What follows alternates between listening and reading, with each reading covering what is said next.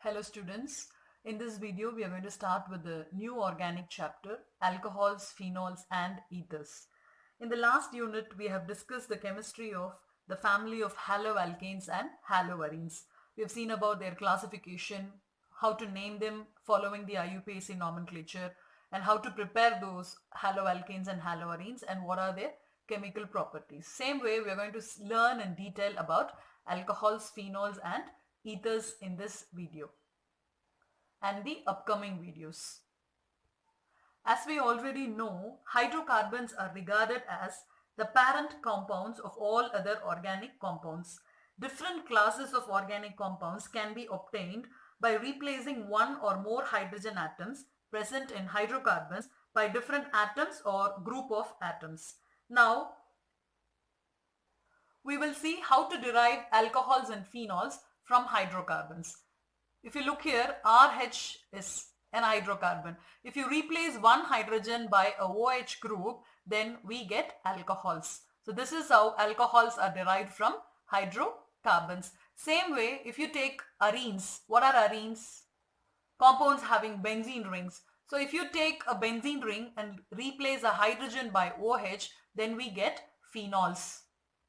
We call these alcohols and phenols as hydroxy derivatives of hydrocarbons. This group is called as hydroxy group and they are derived from hydrocarbons. So we call alcohols and phenols as hydroxy derivatives of hydrocarbons. Same way, if you take ether, the functional group of ether is O. You can derive this ether from water molecule. See, HOH. If you replace both these hydrogens by an alkyl group, then we call that as an ether. Same way, instead of one R, if the other R is aryl group, which means a benzene ring, that is also ether. Same way, here if you remove the other R also and replace it with two benzene rings, again it is ether. If you have just alkyl groups, we call them as aliphatic compounds. If you have aryl groups, we call them as aromatic compounds. All these alcohols, phenols and ethers, they constitute an important class of organic compounds. So in the forthcoming videos, we will be discussing and learning about these organic compounds in detail. First, let's start with the classification of alcohols. As we have seen already in haloalkanes and haloarenes, depending upon the hybridization of the carbon to which the functional group is attached, you can classify these alcohols into 5 different groups. The first one is aliphatic alcohols, then allylic alcohols, benzylic alcohols, vinylic alcohols, and finally aryl alcohols. These aryl alcohols are also called as phenols. So let's start with aliphatic alcohols. The compounds in which the OH group is attached to a saturated aliphatic carbon chain are called aliphatic alcohols, which means the OH group will be attached to an alkyl part, not to an aryl part. So these aliphatic alcohols, depending upon the number of OH groups, they are classified into 3 types: monohydric alcohols, dihydric alcohols and trihydric alcohols. When you say monohydric alcohols, they will be having only one OH group. When the compound contains 2 OH groups, then we call them as dihydric alcohols, and 3 OH groups, then we call that as trihydric alcohols. Look here, this is an example of a dihydric alcohol. 2 OH groups are attached to this carbon chain. We call this as ethylene glycol, which is the common name, or simply glycol. And this one is an example of trihydric alcohols because 3 OH groups are attached here. We call this as glycerol. The IUPAC nomenclature we will be seeing now, but this is the common name. This is glycerol and this is ethylene glycol. So they have 2 OH group here and 3 OH group here. As I told you, monohydric alcohols will have only one OH group, and this monohydric alcohols are further classified into primary, secondary and tertiary. You know what is a primary group? When the functional group which is attached to the alpha carbon, and that alpha carbon has only one carbon neighbor like this, we call this as primary group. So this is a primary alcohol. This is the alpha carbon and only one carbon neighbor. So this is primary alcohol. In the case of secondary alcohol, the alpha carbon, this is the alpha carbon, has 2 carbon neighbors. Then we call this as secondary alcohol. Same way, when the alpha carbon has 3 carbon neighbors, then we call this as tertiary alcohol. See, in all the 3 cases, we have just only one OH group. So they are monohydric alcohols. And remember, this carbon is sp3 hybridized. All the 3 cases, the OH is attached to the sp3 carbon atom. And the common name for these 3 are, this is ethyl alcohol, isopropyl alcohol, and that is tertiary butyl alcohol. I have thought about this isopropyl and tertiary butyl part in the previous chapter, which is haloalkanes and haloarenes. And the next type of alcohol is allylic alcohols. In allylic alcohol, the alpha carbon is attached to a carbon-carbon double bond.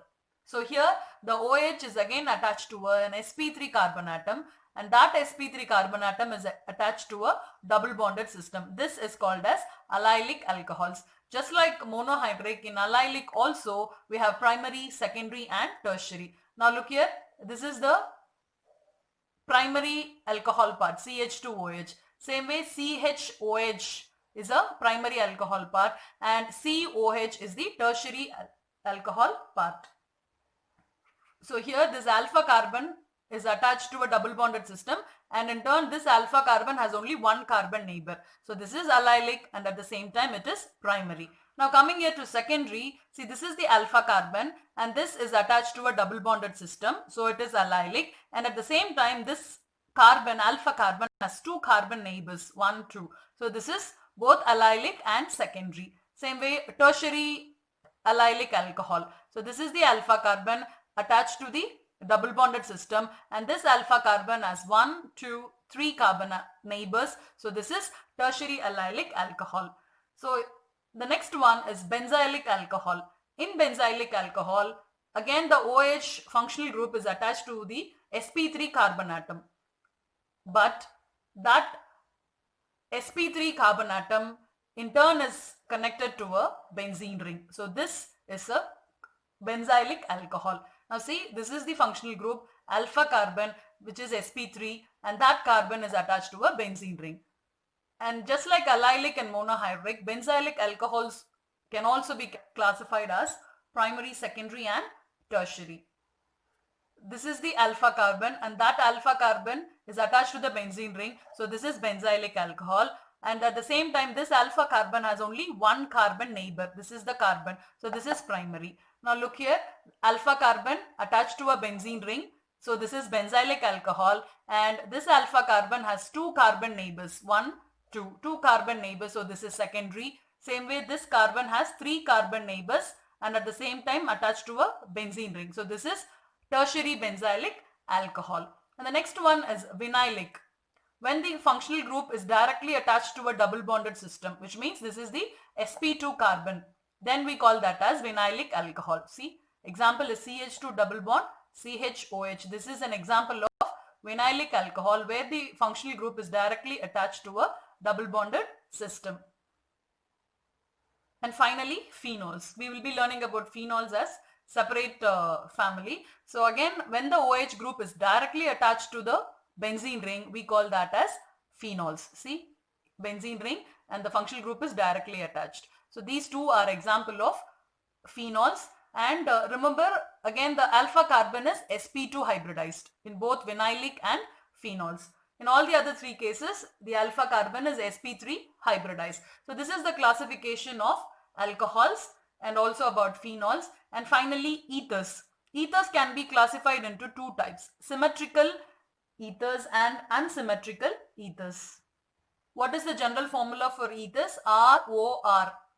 And that the R can be, both the R's can be same or different. See, when both the R, which means the alkyl groups, are same, we call them as symmetrical ethers or simple ethers. Now see, this is the functional group O and this is ethyl group C2H5 and this is again an ethyl group. So both are same. We call this as symmetrical ether. So we call this as diethyl ether. And again here 2 methyl groups, both are same. So this is symmetrical ether, dimethyl ether. When it comes to unsymmetrical ether, both the alkyl groups will be different. See, we have C2H5OCH3. One side you have ethyl, the other side methyl. We call this as ethyl methyl ether. And next one, both are different. One is ethyl group, the other one is phenyl group. So this is called as ethyl phenyl ether.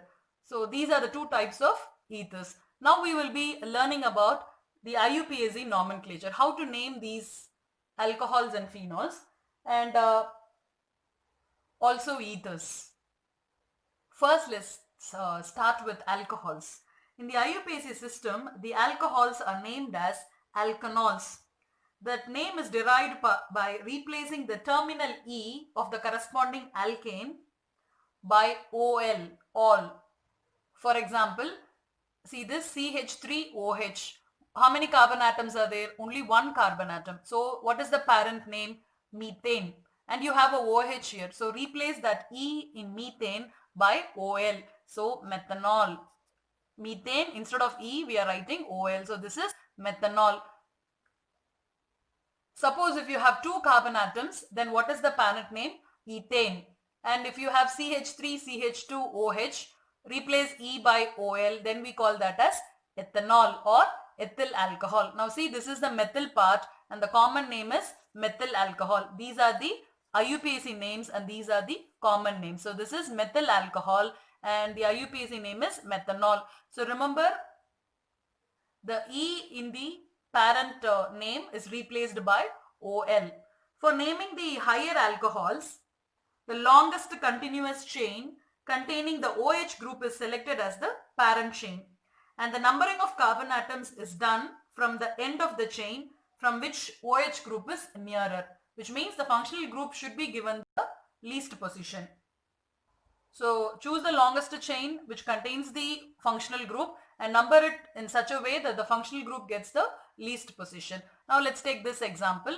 We have 3 carbon atoms. We can number from here so that OH gets the first position, least position. So 1, 2, 3. 3 carbon atoms, propane. Remove the E and you have to put OL, propanol.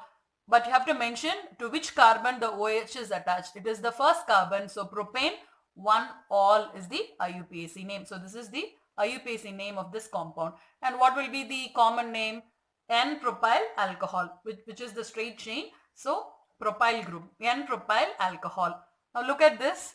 You can number from here or from here. Either ways, OH is going to get the second position. So 1, 2, 3.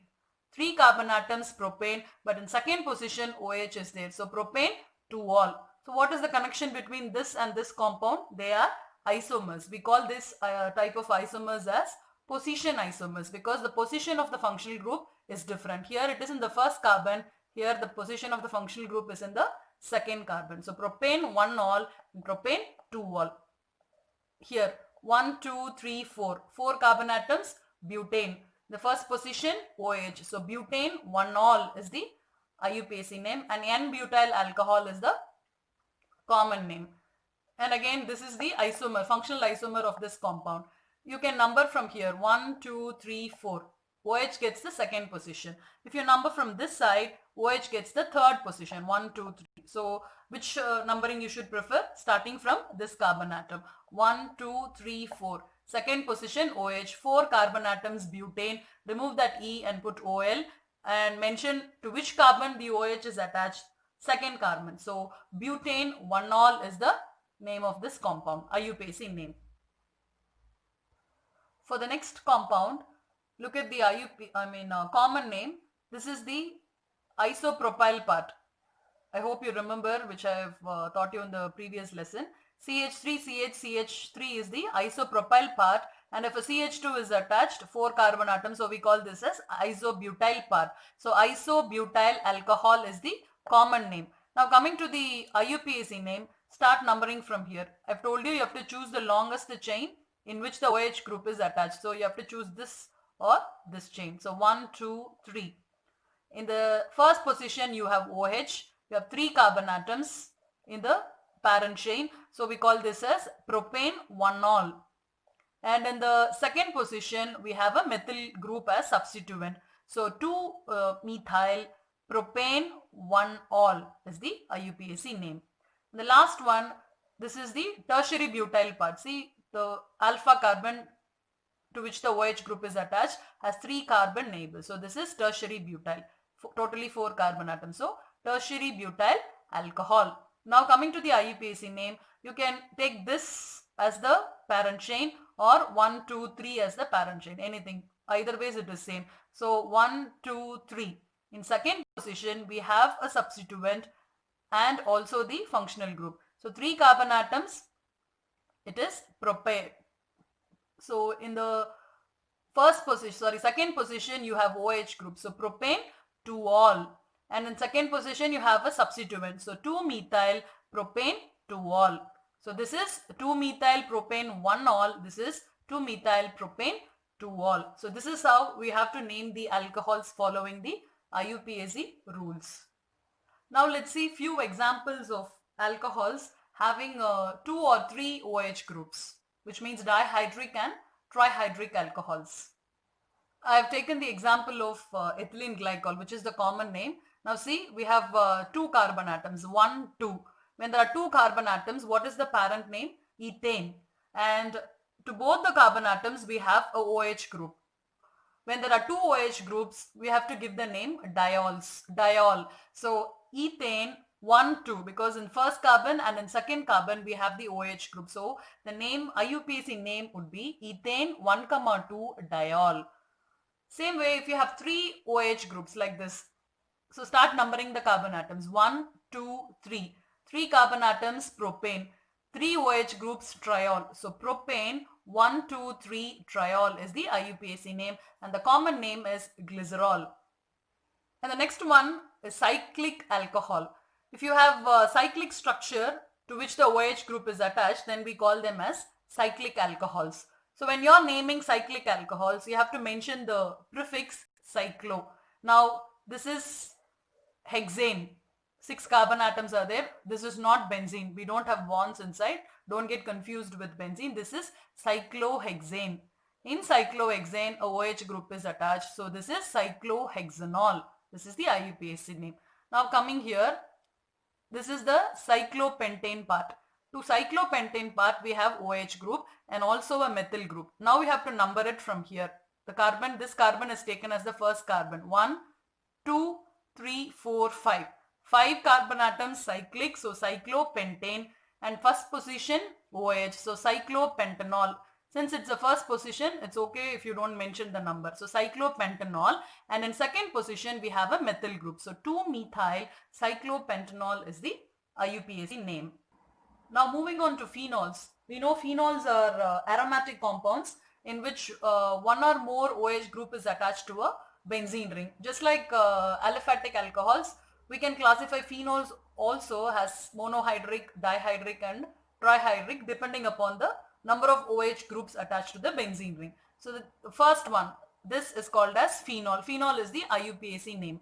Now this one, to the phenol, a methyl group is attached. The common name for this is cresol. And I just want to recall the ortho, meta and para positions here. This and this positions are called as ortho position. This and this are meta position and this is para position. If you have methyl groups attached to the phenol, we call them as cresols. We call this as orthocresol, metacresol and paracresol. And coming to the IUPAC name, you have to number in such a way that the carbon to which the functional group is attached is given the least position. So this is the first position, and while putting the next number, make sure that the substituent gets the least position. So 1, 2, 3, 4, 5. Like this only you have to number. You should not go this way, because if you go this way, this will get the 6th position. But the substituent should get the least position. So this is the second position. So 2-methyl phenol is the IUPAC name of orthocresol. Now coming to metacresol, 1, 2, 3. Third position methyl group. 3-methyl phenol is the IUPAC name of metacresol. And this is paracresol. You have it in the para position, and this is the first position. 1, 2, 3, 4. 4-methyl phenol is the IUPAC name. Now let's see the phenols where 2 OH groups are attached to the benzene ring. The common name for this is catechol. See, the first and the second position you have OH. If the OH is attached to the first and the third position, we call this as resorcinol. And in the first and the fourth position, two OH groups are there. We call this as hydroquinone or quinol. These are the common names. Now coming to the IUPAC name, this is benzene.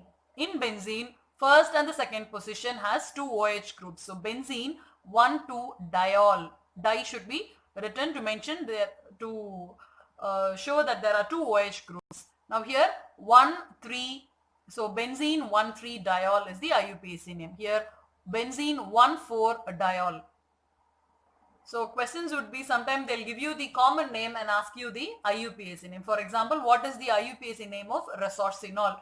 So if you know the structure of resorcinol, then you can write the IUPAC name as benzene 1,3-diol. So we have seen how to name alcohols and phenols. Now we will move on to ethers. First, to name the ethers by common name, the name is derived by naming the two alkyl or aryl groups attached to the oxygen atom in alphabetical order and then adding the word ether. Now look at this example. This is a methyl group and again a methyl group. So two methyl groups, dimethyl ether. So name the alkyl or the aryl group which is attached and then add the name ether. So dimethyl ether. Here two ethyl groups are there. So diethyl ether. If two different groups, these two are examples of symmetrical ethers. Now look at this. This is an example of unsymmetrical or mixed ether. We have a methyl group on one side and propyl group on the other side. In such cases, we have to name these alkyl groups in alphabetical order. Propyl P and methyl M. So M comes first. So methyl N-propyl ether. The reason why we are saying N-propyl, sometimes this can be isopropyl also. So to mention it is a straight chain, we use this N-propyl ether. So methyl N-propyl ether is the common name. Here we have phenyl group and methyl group. Methyl phenyl ether, and it is also called as anisole. Anisole is both used as common name and also as IUPAC name. This can also be written as with a benzene ring. Draw a benzene ring and put OCH3. Then that is anisole. The next one, we have a phenyl group here and look at this 6, 7. This is 6 CH2 and 1 CH3. So there are 7 carbons here. So this is heptyl. So one side it is heptyl, the other side it is phenyl. So alphabetical order H comes first. So the name is heptyl phenyl ether. Look here, this is methyl. Just now I told you propyl, this is isopropyl part.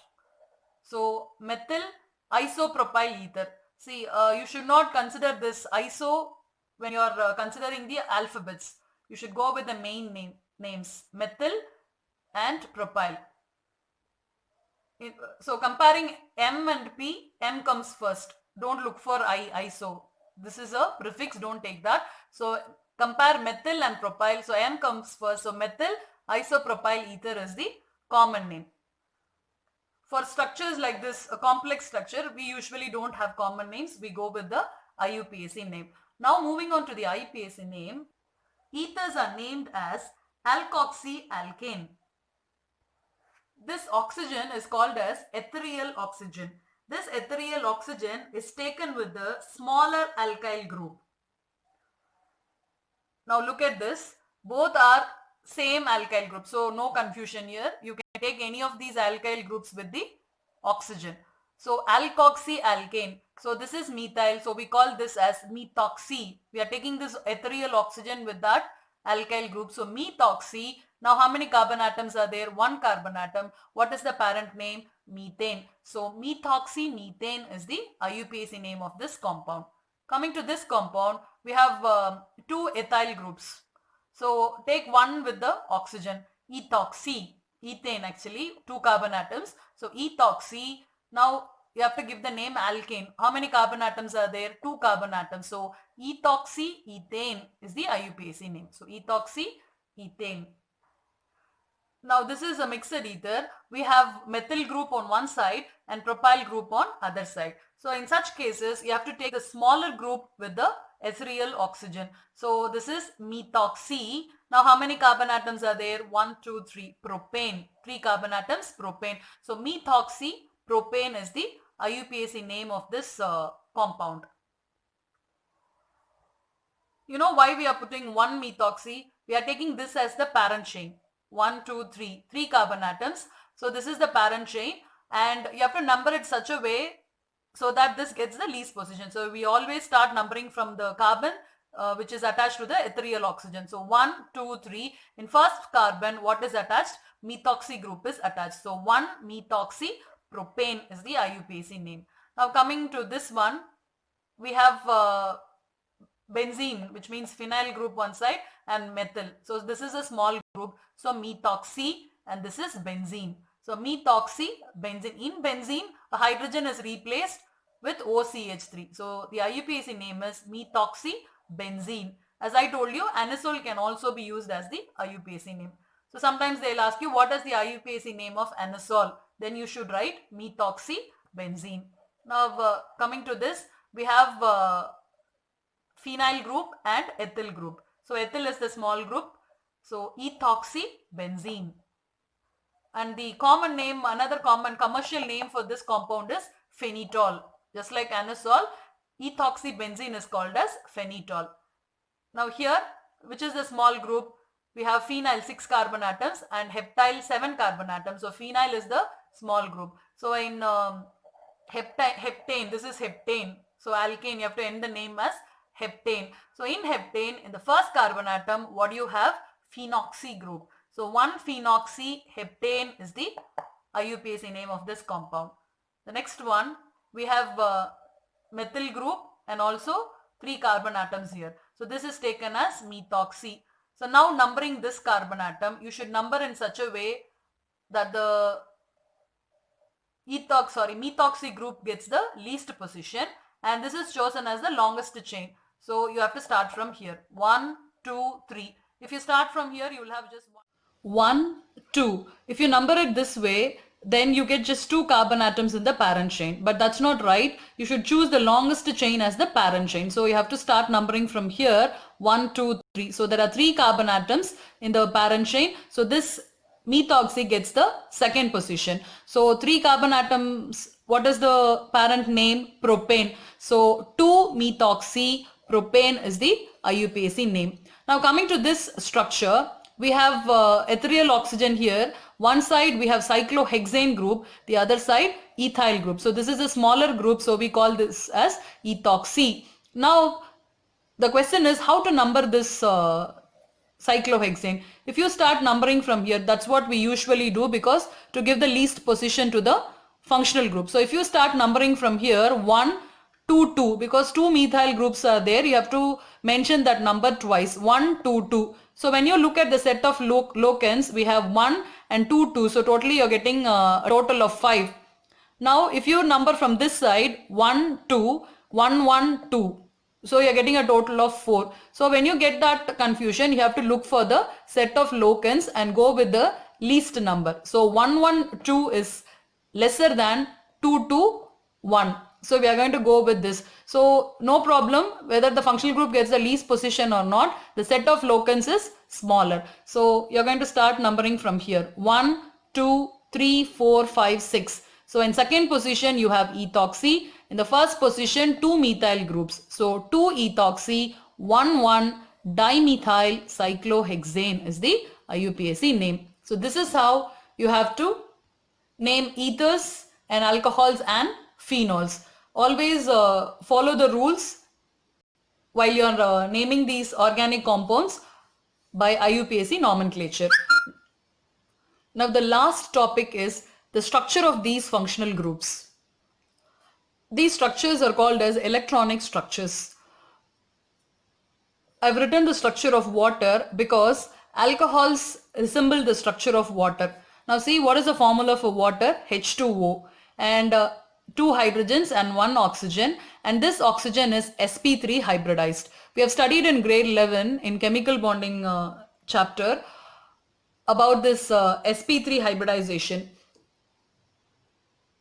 sp3 hybrid orbitals, they have tetrahedral shape, but here